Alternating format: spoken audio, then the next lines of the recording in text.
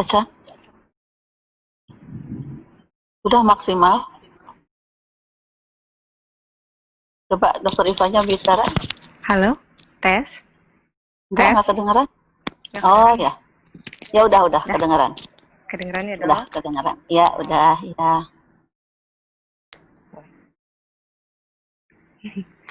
Bismillahirrahmanirrahim. Assalamualaikum warahmatullahi wabarakatuh. Waalaikumsalam warahmatullahi wabarakatuh. Halo sahabat sehat Rumah Sakit Al-Islam Bandung. Senang sekali ya pada siang hari ini kita bisa menyaksikan Instagram Live dan YouTube channel Rumah Sakit Al-Islam Bandung. Ya, seperti yang telah dipublish di akun Instagram Rumah Sakit Al-Islam Bandung, bahwa pada siang kali ini kita akan membahas mengenai topik yang sedang booming ya, bisa dibilang, karena kan negara bahkan dunia kita ini sedang mengalami pandemi COVID ya. Maka kita akan membahas mengenai pemeriksaan rapid test dan swab PCR COVID test ya, di mana pemateri kali ini, alhamdulillahirrabbilalamin, telah bisa kita datangkan ke sini Dr. Rita Herawati, spesialis patologi klinik, dan beliau sekaligus menjabat sebagai Wakil Direktur Keperawatan Medik dan Pelayanan Medik Rumah Sakit Al-Islam Bandung. Selamat siang dokter, Assalamualaikum warahmatullahi wabarakatuh. Waalaikumsalam warahmatullahi wabarakatuh. Selamat siang, Dokter Iva. Ya, senang sekali apa ya. kabar dok? Baik ya. Sehat ya dok ya, senang sekali ya dok ya. Alhamdulillah ya. Hari ini bisa gabung ya dok di Instagram Live dan YouTube channel Rumah Sakit Al-Islam Bandung ya dok. Ya, dok. kita ngobrol aja ya, ngobrol aja santai ya barangkali ya. Siap, nanti kita diskusi sama-sama. Iya dok, baik ya dok, kita langsung saja membahas ya dok ya mengenai materi kita kan, materi siang ini mengenai rapid test dan tes PCR COVID test ya dok ya. Ya. Mungkin di sini banyak ya dok ya masyarakat yang masih bingung ya dok mengenai tes tersebut, karena kan hanya desas-desus tes-tes tuh banyak gitu. Nah di sini mungkin kita akan lebih menjelaskan ya oleh dokter apa sih dok sebenarnya pengertian dari tes baik tes PCR tersebut atau tes rapid test tersebut. Mangga dok. Ya, terima kasih Dokter Iva. Ini Dokter Iva juga ini ya, sehari-hari kan bekerja di ini ya di Rumah Sakit Al-Islam ini di pelayanan langsung kepada pasien. Kadang-kadang juga di Pinere juga ya Dokter Iva ya, ketemu pasien COVID ya. Iya dok. Iya dok. Iya, baiklah. Jadi mungkin sebetulnya saya juga ingin menjelaskan sebetulnya ya ini tadi ya. Jadi COVID-19 itu sebetulnya disebabkan oleh virus. Virusnya kita ketahui namanya adalah SARS-CoV-2. Jadi virus ini memang agak istimewa ya. Jadi yang dulunya dia itu sebetulnya awalnya itu mengenai hewan, tapi kemudian bermutasi dan akhirnya sekarang kepada manusia. Dan tentu kita sudah tahu sudah jutaan kasus ditemukan di dunia, dan di Indonesia sendiri sudah menembus lebih dari 350.000 kasus hanya dalam waktu beberapa bulan saja. Jadi memang ini kondisi yang cukup memprihatinkan bagi kita semuanya ya. Dan tentu COVID ini juga ternyata mempengaruhi banyak hal dalam kehidupan kita. Sehingga saat ini barangkali pemerintah sering menyebutnya adalah adaptasi kebiasaan baru ya. Apapun itu barangkali kita semua tahu bahwa ini adalah bentuk kasih sayang Allah. Insya Allah ini adalah hal yang tentu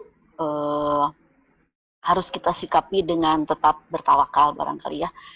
Nah, sekarang tentang pemeriksaannya. Jadi kalau pemeriksaan laboratorium yang untuk, jadi ada pemeriksaan yang untuk memastikan, kita kenalnya adalah mendiagnosis. Ada juga sebetulnya yang sekarang ini sering sekali kita dengar ya, rapid test ya.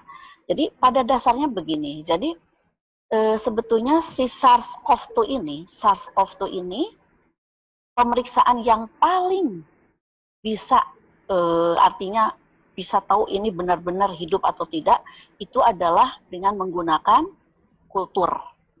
Tapi itu sulit sekali. Hanya lab tertentu saja yang bisa melakukan kultur virus, gitu ya. Kalau kultur virus ini bisa tahu virusnya hidup, kemudian benar-benar virusnya adalah virus SARS-CoV, gitu. Nah, kemudian tapi itu kan susah ya, dan kita juga itu tidak dilakukan untuk proses pelayanan untuk kultur ini. Nah, ada yang selanjutnya adalah pemeriksaan yang kita kenal sekali, swab PCR. Jadi dengarnya itu swab gitu ya, padahal itu adalah pemeriksaan PCR. Jadi ini untuk mendeteksi dari partikel genetiknya, dari unsur genetik dari virus tersebut. Nah, ini pemeriksaannya kita sebutnya adalah PCR. Nah, PCR ini kalau dulu sekali itu prosesnya akan sangat lama, panjang. Tetapi sekarang sudah dengan alat-alat baru, penemuan baru, ini sudah bisa lebih cepat lagi untuk proses pemeriksaannya. Sebetulnya alat PCR ini, pemeriksaan PCR ini sudah ada dari sebelum ada COVID juga, tapi pemeriksanya adalah memeriksa virus yang lain.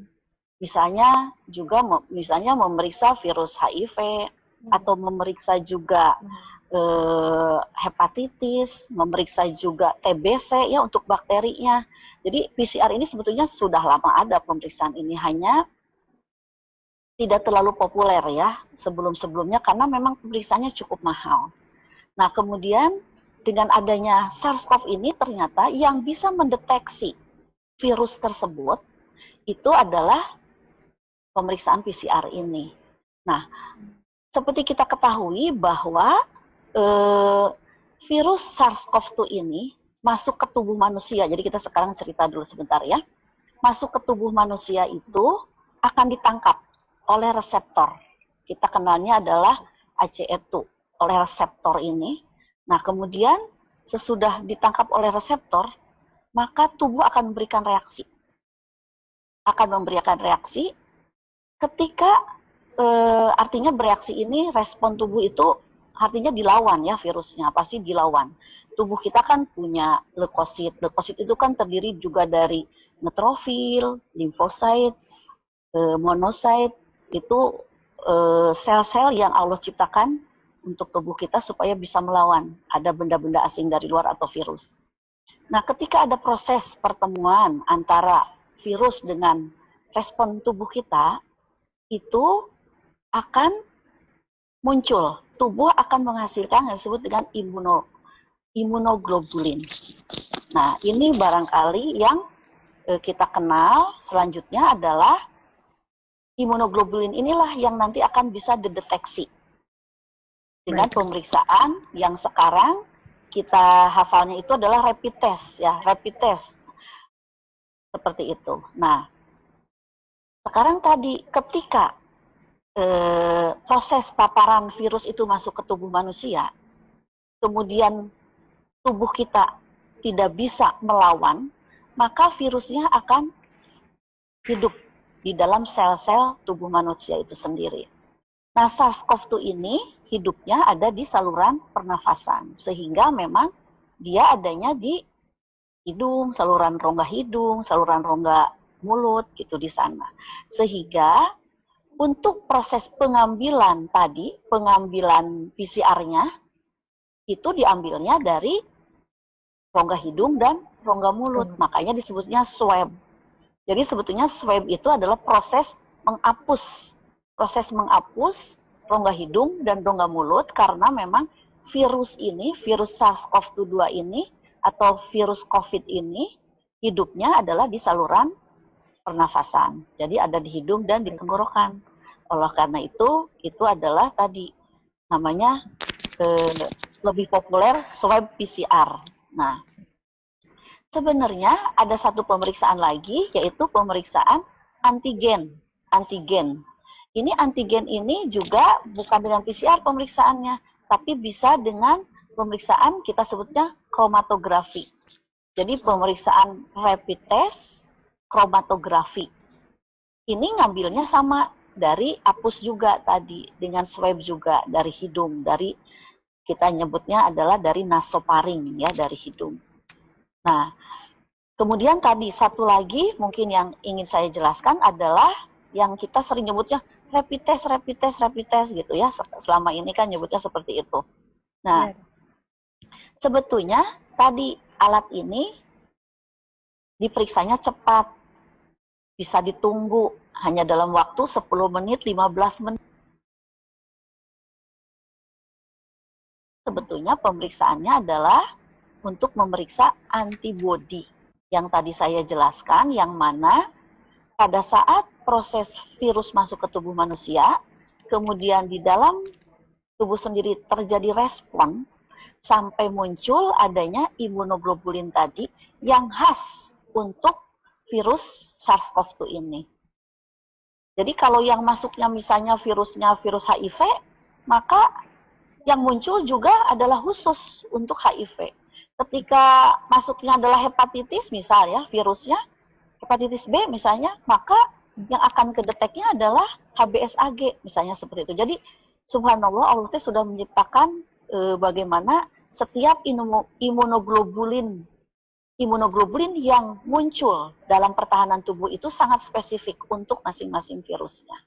Nah ini sekarang dengan adanya virus SARS-CoV-2 ini atau virus COVID ini, tubuh juga mengeluarkan hasil atau mengeluarkan protein-protein yang kita sering nyebut, mungkin pada tahu juga ada imunoglobulin, ada IgG, IgM. Nah itu IgG, IgM itu sebetulnya adalah protein yang bisa dideteksi dengan pemeriksaan kromatografi yang kita sering nyebutnya adalah rapid test. Sebetulnya imunoglobulin ini atau kita sebut juga antibodi ini bisa dideteksi juga tidak hanya dengan dengan kromatografi, tapi juga bisa dengan alat-alat yang otomatis. Jadi bisa dengan prinsip-prinsip pemeriksaan ELISA, ECLIA gitu ya, kalau dari bahasa laboratorium barangkali ya, tapi itu mah bahasa laboratorium. Jadi bisa diperiksa dengan kromatografi, artinya seperti barangkali kalau kita tahu kan, seperti periksa kehamilan ya, kan itu pakai rapid test tuh, beli tinggal celup-celup, nah itu gitu. Itu sebenarnya rapid test juga seperti itu. Gitu. Tapi kita juga bisa periksanya dengan alat otomatis ya, yang itu juga sama, sebenarnya cepat juga hasilnya, bisa ditunggu juga. Jadi mungkin kalau di Rumah Sakit Al-Islam kita juga memiliki alat otomatis untuk pemeriksaan antibodi, juga kita punya juga yang rapid test untuk pemeriksaan ke lapangan ya, itu dilakukan. Seperti itu barangkali Dokter Iva, iya. Mungkin itulah gambarannya ya, pemeriksaannya. Baik Dok, penjelasannya sudah sangat lengkap ya, saudara-saudara. Ya, lanjut ya Dok ya, mungkin ini juga ada pertanyaan ya Dok. Kira-kira kapan waktu yang paling tepat Dok untuk melakukan pemeriksaan tersebut Dok? Oh iya. Kan masing-masing ya ada ininya ya. Jadi kan tadi, jadi mungkin saya ini dulu ya untuk PCR dulu ya, PCR. Jadi sebetulnya yang paling tepat untuk mendiagnosis ini COVID atau bukan seseorang itu adalah dengan menggunakan PCR. Nah, tentu saja pemeriksaan ini pertama-tama dilakukan bila ada gejala kan, bila ada gejala. Nah, apa sih sebetulnya kita itu ingin segera memeriksakan nih? Oh, saya harus diperiksa. Itu pertama harus ada gejala, mungkin Dokter Iva lebih biasa ya, lebih hafal ya, ini kan di lapangan ya. Mungkin ada panas, ada batuk, pilek, sesak. Seperti itu. Jadi kalau misalnya sahabat sehat RSAI mengalami, mudah-mudahan sih tidak ya, mudah-mudahan tidak, mengalami misalnya ada panas badan, panasnya tiba-tiba tinggi, biasanya tiba-tiba tinggi, atau ada batuk, pilek, sesak, ataupun salah satu, misalnya panas saja, itu juga perlu mencurigai, jadi harus periksa tetap. Periksa, bisa ke tempat layanan kesehatan ya, bisa ke PPK 1 seperti puskesmas, klinik gitu ya. atau boleh juga datang ke rumah sakit gitu. Nah, biasanya umumnya kalau itu rumah sakit misalnya datang ke Al Islam, maka itu akan dilakukan pemeriksaan PCR. Akan dilakukan swab, kemudian hasilnya ditunggu akan dikabarkan. Nah, dari klinis, misalnya dari klinis, oh ini memang indikasi rawat, maka itu akan dirawat. Tapi kalau hanya demam saja ringan, itu sebetulnya tidak perlu dirawat. Jadi bisa bisa isolasi mandiri di rumah. Nah, kemudian yang lebih penting adalah sebetulnya bukan hasil positif negatif saja, tetapi ketika kita merasa bahwa oh ini jangan-jangan ke arah COVID gitu ya ininya ya, atau misalnya pernah ketemu nih dengan baru ketahuan oh ternyata kita pernah kontak dengan orang yang tersangka COVID atau sudah pasti COVID misalnya, udah ketahuan benar-benar ini positif gitu. Nah itu juga sama, harus diperiksa gitu ya. Nah tetapi begini, ini berdasarkan protokol tata laksana COVID-19 ya dari Kemkes bulan Agustus ya sudah di launching. Jadi kalau tadi ada gejala seperti itu, maka itu harus dilakukan swab ke-1 dan swab kedua. 2 kali berturut-turut swab. Jadi jangan sampai, kenapa saya harus 2 kali? Nah, karena memang swab ini bisa saja, kalau yang pertama sudah positif, sebetulnya tidak usah diulang yang kedua. Tapi kalau yang pertama negatif, itu harus diulang yang kedua. Jadi harus 2 kali berturut-turut. Cuma masalahnya, kan untuk pemeriksaan swab ini tidak semuanya fasilitas-fasilitas rumah sakit ataupun klinik ataupun puskesmas memiliki alat pemeriksaan PCR-nya sendiri. Seperti di Rumah Sakit Al Islam, kami biasanya mengirimkan ke laboratorium rujukan. Jadi biasanya kami selama ini sih mengirimkannya ke RSAS, ke laboratorium RSAS dan ke laboratorium Labkesda provinsi. Jadi dan itu tentu tidak bisa hari ini juga datang hasilnya ya, sehingga kita biasanya melakukannya swabnya langsung 2 kali, swab ke-1, swab kedua gitu. Nah kemudian sekarang misalnya ini tidak ada gejala sama sekali, itu juga sama harus yang pertama ya, yang pertama.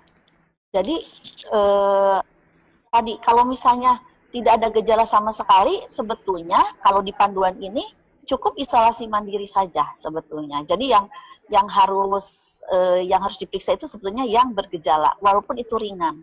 Apalagi kalau gejalanya sudah sedang, apalagi berat, apalagi kritis ya, itu mah wajib diperiksa. Dan khusus untuk yang bergejala berat dan kritis itu harus diulang 7 hari kemudian swabnya, karena ingin tahu. Kemudian insya Allah ya mudah-mudahan juga sembuh. Kita juga beberapa pasien cukup banyak yang berat datang tetapi sembuh, itu biasanya diulang sekali lagi pada saat sesudah pulang. Sesudah pulang kontrol 1 kali lagi untuk di swab. Gitu. Tapi kalau untuk yang ringan, sedang itu tidak perlu dilakukan lagi swab ulang. Jadi cukup swab hari ke-1, hari kedua, kemudian isolasi mandiri. Jadi apapun yang terpenting sebetulnya bukan hasil positif negatifnya ketika kita terpapar dengan pasien COVID. Jadi kalau misalnya ada seseorang ketemu dengan pasien COVID atau kontak dengan orang yang tidak bergejala tapi dia positif, maka yang kontak ini yang utamanya adalah isolasi mandiri. Itu yang lebih penting. Walaupun misalnya sesudah diperiksa swab hasilnya negatif, tetap isolasi mandiri 14 hari. Jadi karena kan kita tidak tahu ya hasilnya itu ketika sudah dilakukan pemeriksaan pun belum tentu itu negatif itu tidak terinfeksi. Prinsipnya seperti itu. Nah, itu untuk yang PCR ya. Nah, sekarang untuk yang rapid ya, atau tadi saya sebutnya antibody saja ya. Untuk tes antibody SARS-CoV-2 yang kita lebih kenal dengan rapid itu, sebetulnya kapan kita tuh harus diperiksa ya. Jadi sebenarnya tidak dianjurkan sebetulnya untuk mendiagnosa hanya memang kalau misalnya mau bepergian kan, kalau mau perjalanan itu suka diminta ya. Itu mah memang ada di pedomannya, di pedoman COVID-nya bahwa yang dikeluarkan oleh Kementerian Kesehatan memang kalau ada perjalanan ataupun untuk surveillance, jadi lebih ke arah surveillance, itu biasanya diminta tes diminta tes antibodinya atau lebih dikenal dengan rapid test ya. Nah, sebetulnya rapid test ini juga bukan berarti tanpa makna. Jadi secara klinis, secara indikasi klinis ya, secara indikasi klinis dan populasi target sebetulnya kita punya indikasi-indikasi. Jadi pemeriksaan antibodi ini juga untuk mengidentifikasi infeksi sebelumnya. Pada saat individu yang tidak dirawat di rumah sakit, misalnya tanpa gejala atau apa gitu ya, misalnya, aduh sama sekali nggak ada gejala, tapi saya pengen tahu. Nah, ini juga bisa. Jadi untuk memastikan paparan komunitas. Nah, cuma ini harus melaluinya surveillance. Jadi surveillance. Jadi bukan atas, oh saya mau sendiri, tidak. Tapi misalnya, oh ini daerah ini ingin dilakukan surveillance, sebetulnya berapa sih yang pernah terpapar? Misalnya ketemu IgM-nya, atau ada juga beberapa yang IgG, itu sebenarnya sedang berlangsung, bisa juga. Masih sedang infeksi, bisa juga gitu dengan pemeriksaan antibodi itu. Gitu. Kemudian juga untuk mengevaluasi secara kuantitatif respon antibodi pada pasien. Oh ini gimana sekarang, pasiennya sudah mulai muncul nggak? Jadi sebetulnya antibodi itu adalah pertahanan tubuh. Beberapa pasien itu swab-nya atau PCR-nya positif, tapi antibodinya tidak ada. Itu bisa ditemukan. Nah justru kita ingin tahu seberapa kuat daya tahan tubuhnya, maka kita bisa periksa, oh ingin tahu dia rapid test-nya gimana, respon tubuhnya sebetulnya dia gimana gitu. Dia bisa melawan enggak kepada virusnya gitu ya. Kemudian juga untuk membantu mengidentifikasi calon donor plasma. Jadi seperti kita ketahui kita punya satu protokol terapi, salah satunya adalah pemberian plasma konvalesen. Jadi plasma orang yang sudah sembuh dari COVID itu bisa didonorkan dan bisa diberikan sebagai obat untuk pasien yang sedang mengalami sakit COVID, gitu ininya. Nah, ini ditesnya dengan apa? Salah satunya dengan dilihat apakah ini masih banyak enggak gitu, antibodi yang ada di dalam tubuh pendonor tersebut. Kemudian juga untuk mengidentifikasi imunitas evaluasi respon antibodi terhadap vaksin. Jadi misalnya sekarang kan sedang dilakukan ya uji coba vaksin SARS-CoV. Nah biasanya orang yang akan diberikan vaksin untuk uji cobanya itu dites dulu, rapid test dulu atau antibodinya untuk tahu gimana sih ini gitu ya. Sebetulnya ada satu lagi indikasi yaitu pada anak ya. Untuk melihat NIR ya, tapi itu sangat itu mah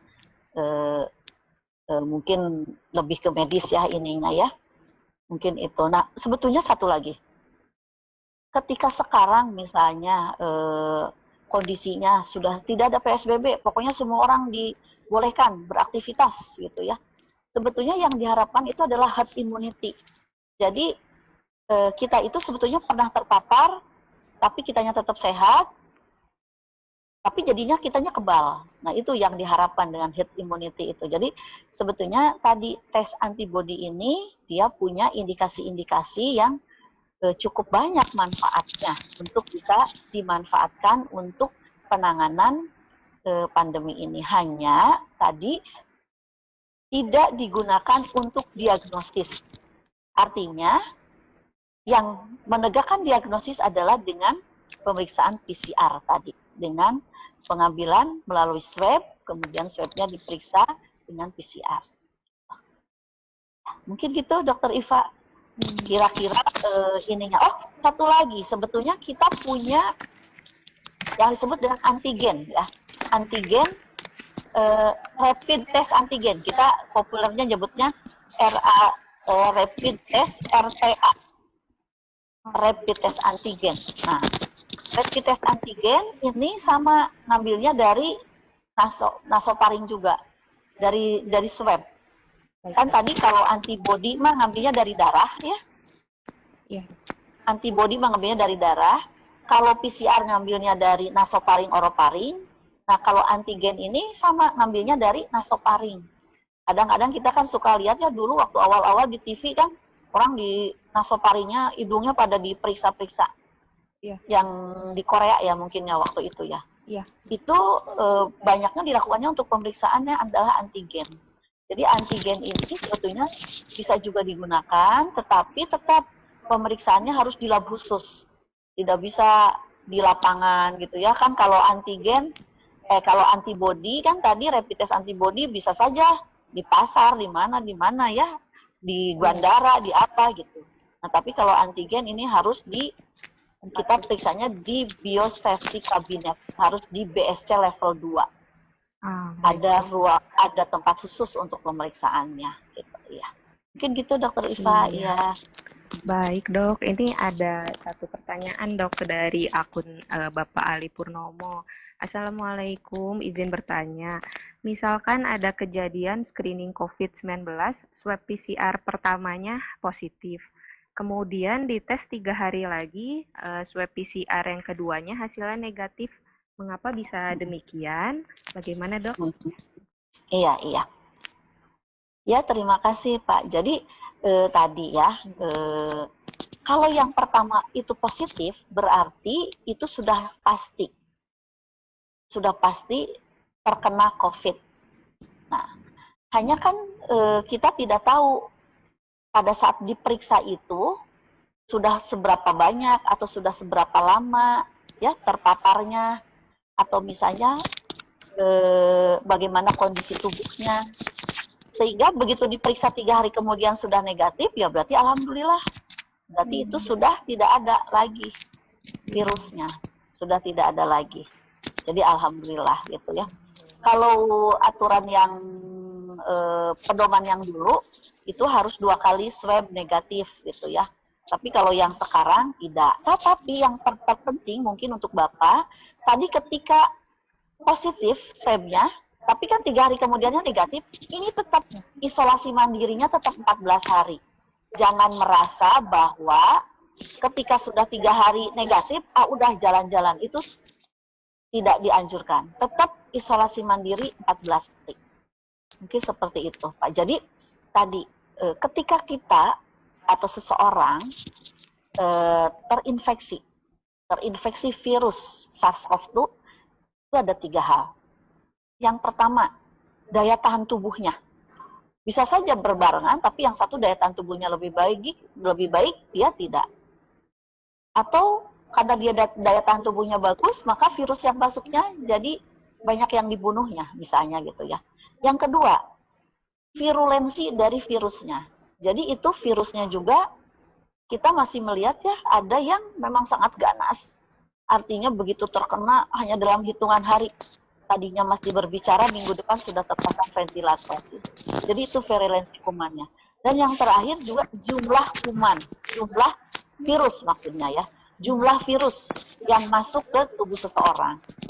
Tadi mungkin gitu Pak. Jadi mungkin tadi kalau Bapak ini sudah menjelang mau sembuh tapi masih positif, alhamdulillah 3 hari kemudian sudah negatif. Mungkin gitu, iya. Iya, baik Dok. Jadi kemungkinan memang sudah sembuh ya Dok ya pasien. Iya, karena sudah negatif, ya. Iya. Kemudian walaupun tadi tetap isolasi mandiri mah harus 14 hari. Iya. Jadi tetap harus isolasi mandiri ya Dok ya. Selanjutnya Dok, ada pertanyaan lagi untuk prosesnya Dok, proses pemeriksaannya kira-kira berapa lama Dok untuk keluar hasilnya Dok? Oh iya. Nah, ini jadi memang kalau untuk pemeriksaan antibodi atau kita kenal dengan rapid test ya, antibody rapid test itu mah bisa ditunggu. Sebetulnya bisa ditunggu. Jadi ada yang jadi ada dua sebetulnya pemeriksaannya. Jadi kan itu diambilnya dari darah ya. Kalau untuk antibodi itu kan diambilnya dari darah. Unsur darah ini ada darahnya sendiri, ada sel darah merah, ada ada serumnya. Jadi kalau dipisah, darah itu kalau disentrifuge dipisah, maka akan terpisah antara sel dengan serum gitu. Nah, sebetulnya yang terbaik untuk pemeriksaan antibodi ini adanya di dalam serumnya. Sehingga yang sebaiknya kita periksa itu adalah serum. Sehingga sebaiknya darahnya itu diolah dulu, disentrifuge dulu, baru diambil serumnya, baru diperiksakan. Nah, karena ini harus disentrifuge dan sebagainya, biasanya ini perlu waktu sekitar 1 jam untuk proses ini, karena itu yang paling tepat. Jadi yang paling akurat pemeriksaan antibodi SARS-CoV itu adalah ambil dari serum darahnya, dari serumnya. Nah, tapi kalau misalnya ini di lapangan atau tadi di bandara atau di mana ya yang tidak ada sentrifuge-nya, itu biasanya langsung tuh dari kapiler di sini diambilnya, dari ujung jari. Nah, itu bisa darahnya langsung diteteskan. Itu mah ditunggu 15 menit juga langsung akan ada hasil. Seperti itu. Jadi bisa cepat ya ininya. Tapi tadi sensitivitas dan spesifisitasnya, atau kalau kita nyebutnya akurasinya ya, lebih akurat mana? Tetap lebih akurat menggunakan serum. Sehingga tadi perlu waktu 1 jam. Nah, sekarang kalau misalnya pemeriksaan antigen. Antigen juga sama. Sebetulnya itu bisa ditunggu. Bisa lebih kurang 1 jam juga udah keluar. Gitu. Nah, sekarang PCR. Untuk pemeriksaan PCR ini, sebetulnya ada 2 juga. Ada yang tes cepat molekuler, TCM. Ada yang RT-PCR.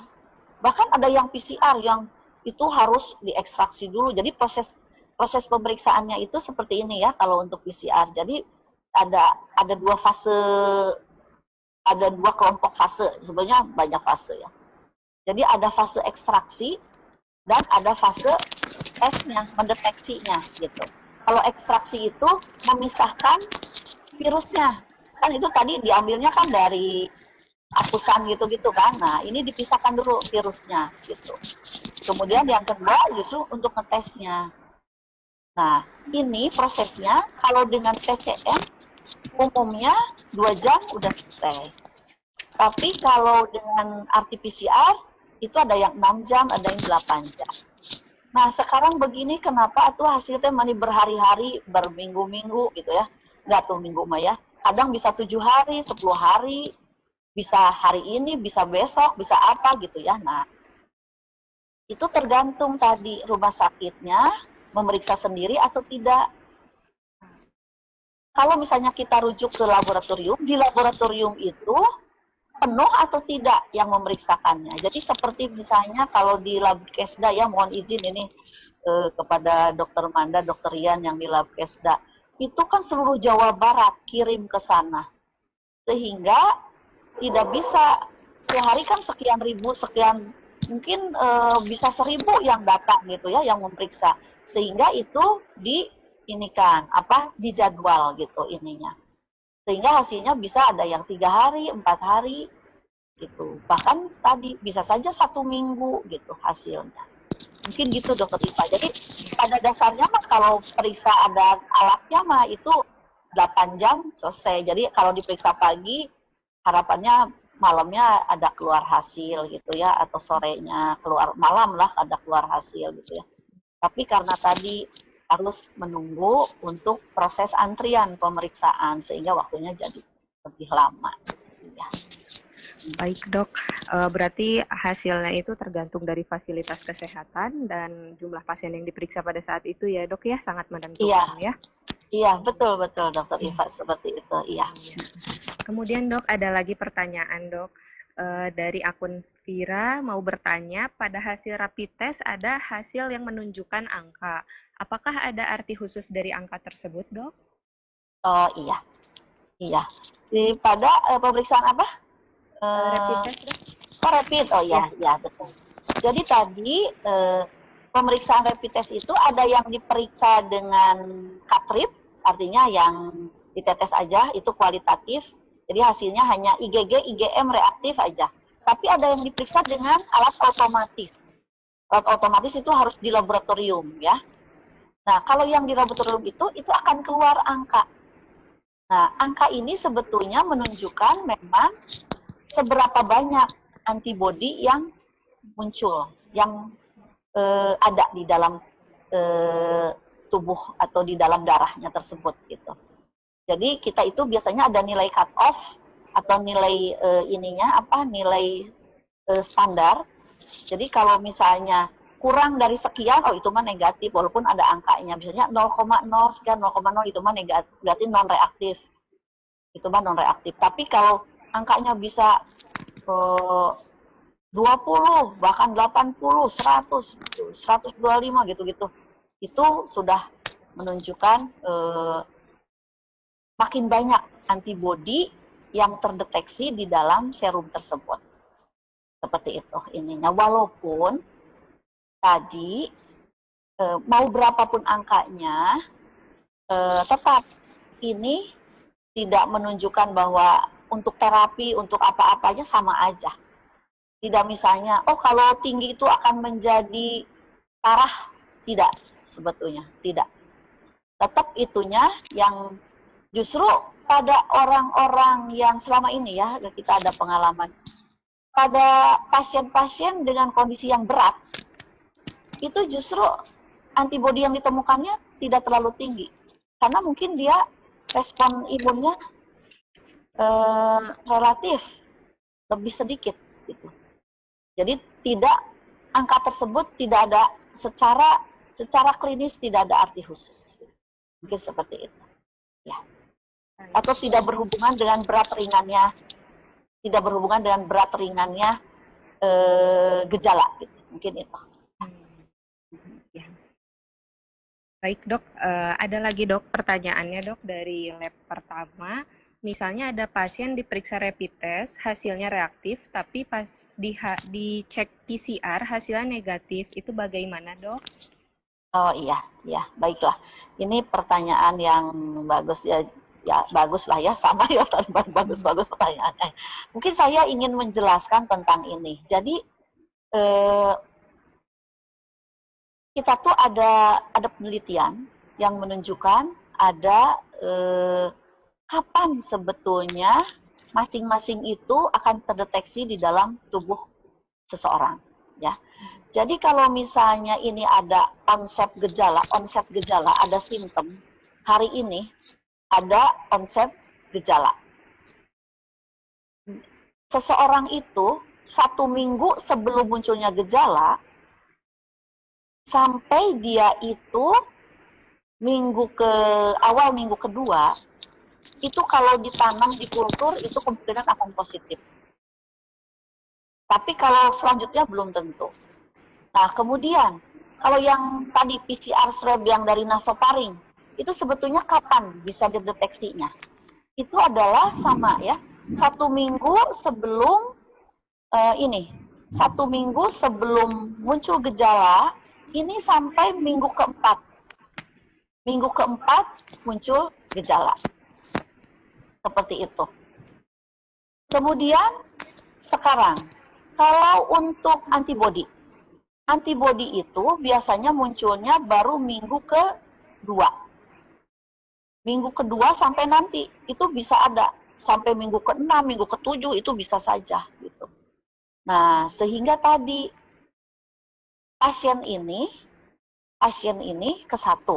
Bisa jadi dia itu sebetulnya antibodinya tetap masih ada, tetapi dia sudah sembuh.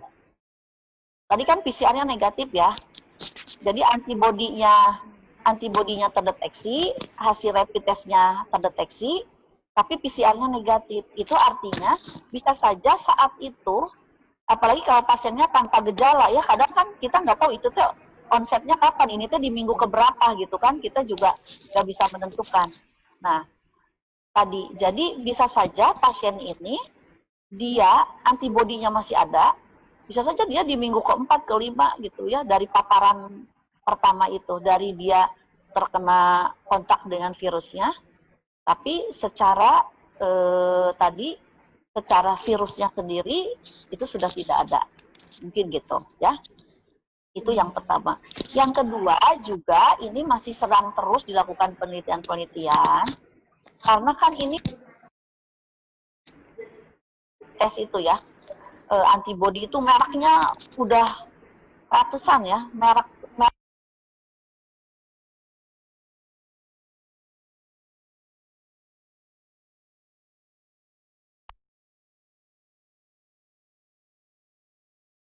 dari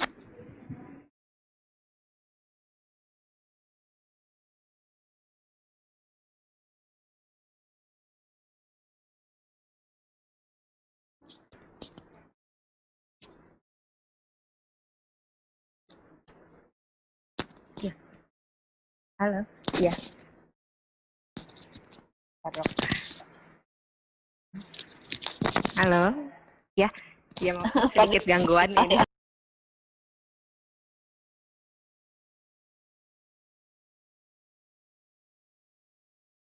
Sinyalnya ya, Dok. gangguan sinyal. Iya, ya ada ya, Dok ya.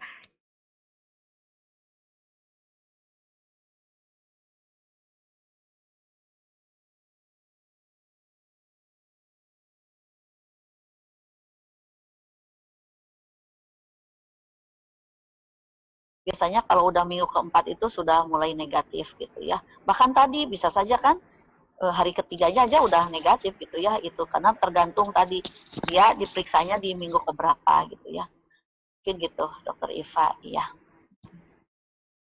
Baik, Oh iya, Dok. mungkin satu lagi. Kalau IgM itu biasanya lebih cepat turun. Biasanya kalau IgM itu minggu kedua sampai minggu ke-6. Tapi IgG itu minggu kedua sampai bisa sampai mungkin tergantung tadi ya, daya tahan tubuh dianya tetap ada gitu. Jadi kadang-kadang ketika diperiksa ini tuh ada terus sekali ada pasien datang dia mau bepergian itu udah berkali-kali datang ya, rapid testnya hanya dia periksanya rapid test. Dia rapid testnya reaktif terus. Minggu keji reaktif. Nanti dia minggu berikutnya dia datang lagi masih reaktif. Karena memang kalau antibody tetap aja dia masih akan ada terus. Biasanya kita suruhnya adalah di swab atau PCR. Biasanya kalau PCR negatif itu yang dipakai untuk proses perjalanan, misalnya mau kemana gitu, itu jadi pakainya PCR, tidak menggunakan yang rapid test karena kasihan, karena dia pasti akan positifnya akan panjang gitu. Iya, mungkin gitu Dokter Iva. Baik, Dok. Iya, jadi hasil tes itu akan dipengaruhi oleh onset gejalanya hari keberapa ya, Dok ya? Iya, iya. Ada lagi, Dok, pertanyaan. Apa betul pasien positif COVID kalau sudah selesai isoma tidak dites swab lagi? Tadi sepertinya sudah dijawab ya, Dok ya? Dari Iya, nggak apa-apa. Nggak apa-apa Ini dijawab lagi. saya jawab lagi ya, Ya. karena memang menurut saya ini menarik ya. Jadi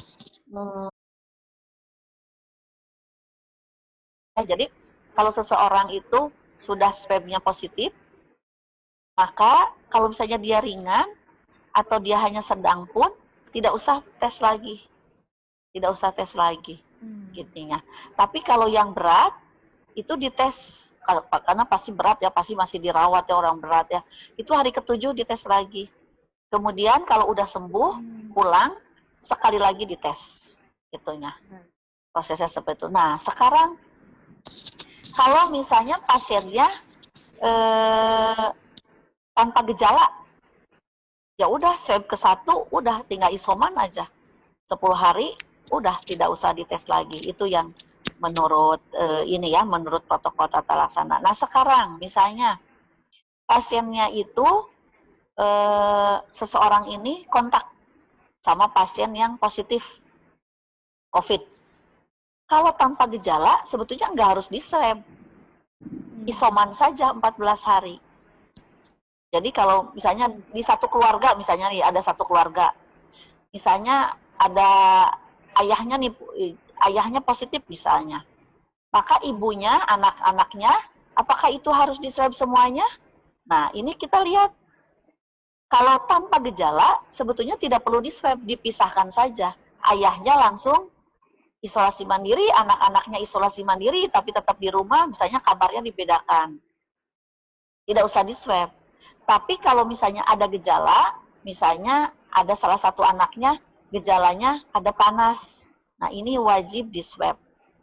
Kemudian tetap harus diperiksa, ada periksa lab yang lainnya ya, ada pemeriksaan cell counter, ada di ronsen gitu.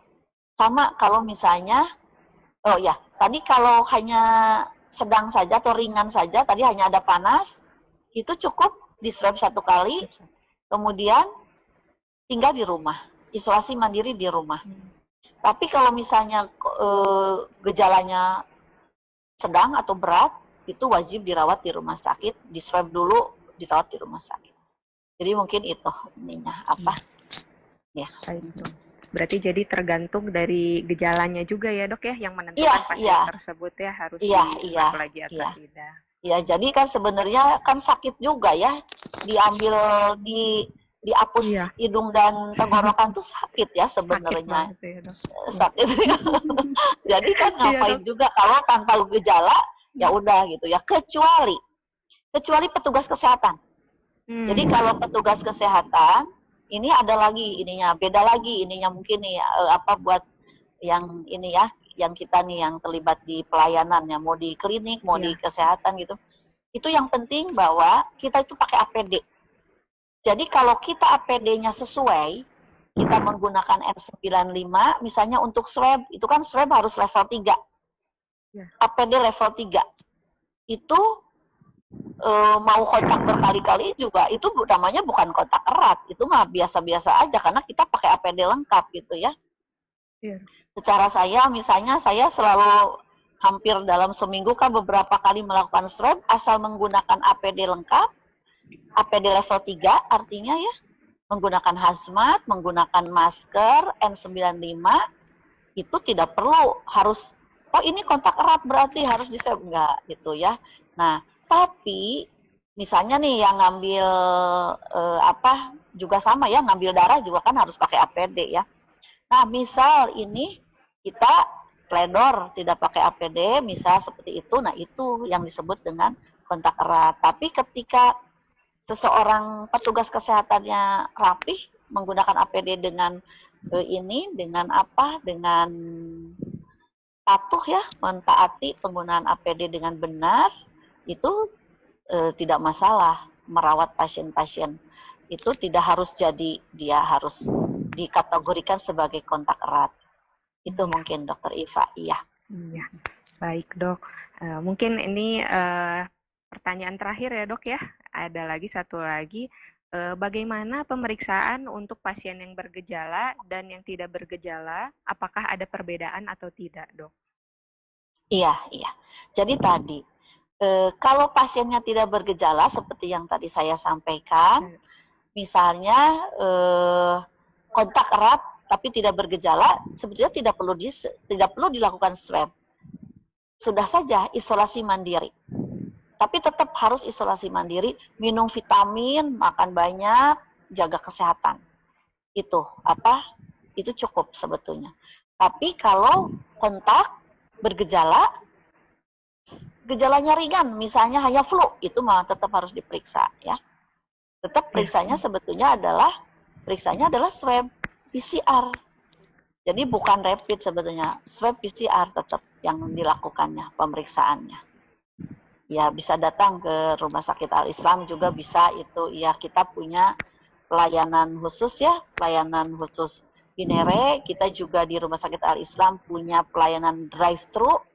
Kalau untuk yang drive-thru ini terutama untuk yang memerlukan untuk perjalanan, untuk biasanya masuk ke sekolah ya, ada yang ke pesantren, ada atau kerja misalnya memerlukan harus ada rapid test dulu, atau misalnya rekrutmen pegawai, kadang-kadang itu suka ada yang minta rapid test dulu, atau tadi kita sebutnya antibody ya, pemeriksaan antibody, itu bisa dilakukan di pelayanan drive-thru Rumah Sakit Al-Islam.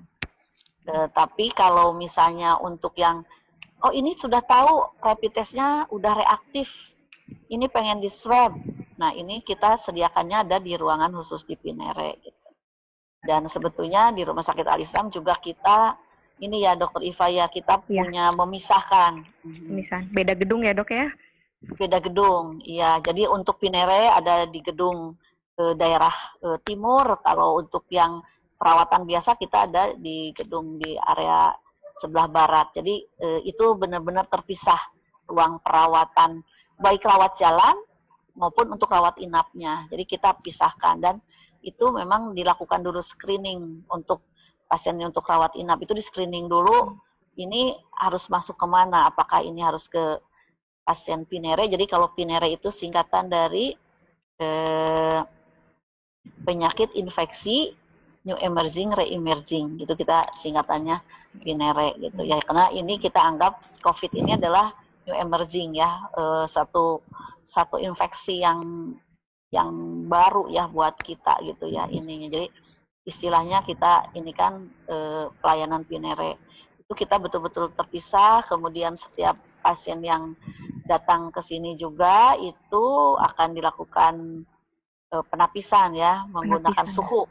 Ya, ada tes suhu dulu, kemudian juga ada wajib pakai masker datang ke area rumah sakit ya, dianjurkan menggunakan masker medis ya, karena kan kita ini udah di lingkungan yang kita juga tidak tahu ya ini ya.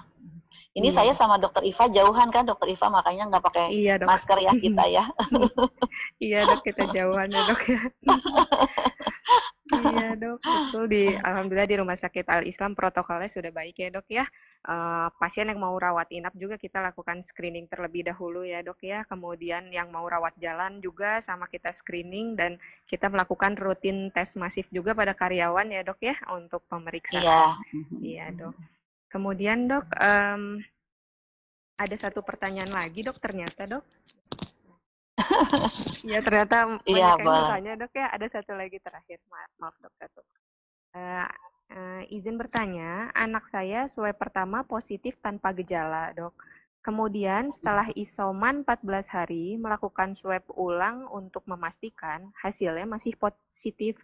Tapi nilai CT-nya sudah 38,67 dok. Sebaiknya bagaimana dok? Apakah isoman dilanjutkan lalu swab ulang lagi dok? Dari akun Ibu Hani dok. Ya. Ini ya memang pasti kaget ya, ada keluarga yang ini ya yang PCR-nya positif ya. Jadi tadi sebetulnya kalau berdasarkan kalau berdasarkan protokol tata laksana COVID-19 Kemkes itu kalau tanpa bergejala sebetulnya cukup sebetulnya tidak harus swab lagi. Nah, hanya masalahnya tadi ini tetap harus isoman. Jadi tetap isoman. Walaupun tadi kalau di Kemkes kan cukup 14 hari ya. Tapi kalau misalnya itu kalau tidak dites lagi, tapi kan ini putra ibu kan dites lagi dan masih PCR-nya masih positif, itu sebaiknya sih tetap isoman gitu ininya. Tetap isoman dari swab terakhir. Nah, sekarang kita bicara tentang CT ya, cycle threshold itu ya, ini sebetulnya juga masih menjadi perdebatan ya. Jadi sebetulnya di CT berapa sih sebetulnya udah aman? Ya tetap CT teraman adalah CT 40 ya, karena kalau udah lewat 40 kan udah negatif. Walaupun ini ada beberapa penelitian yang dilakukan bahwa kalau CT-nya kurang dari 34 itu sudah tidak menularkan. Tidak menularkan lagi gitu ya. Tetapi ada juga satu penelitian lain itu di atas CT35 itu ada 8% yang masih tumbuh kulturnya. Jadi waktu itu pasien-pasiennya diambil lagi, terus di swab lagi, terus dikultur, ternyata yang CT PCR-nya 35 ini dikultur ada 8% yang masih tumbuh. Sehingga beberapa ahli masih tadi beda pendapat, masih beda pendapat. Jadi kalau saya sendiri barangkali tetap untuk kehati-hatian.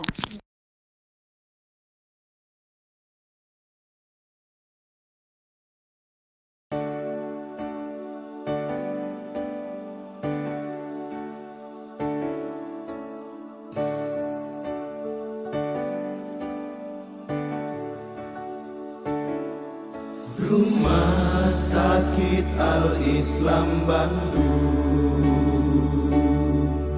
tempat kita bernaung,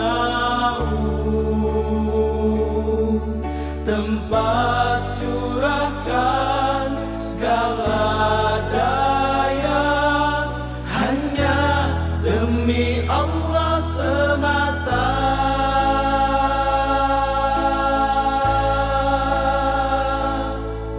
Rumah Sakit Al-Islam kita, rumah sakit tercinta, berjuang menuju visi kami, unggul terpercaya Islami.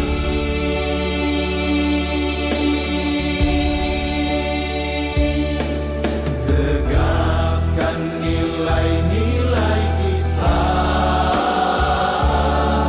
mendukung program kesehatan, kerjasama dan puaskan pelanggan, gapai kebahagiaan.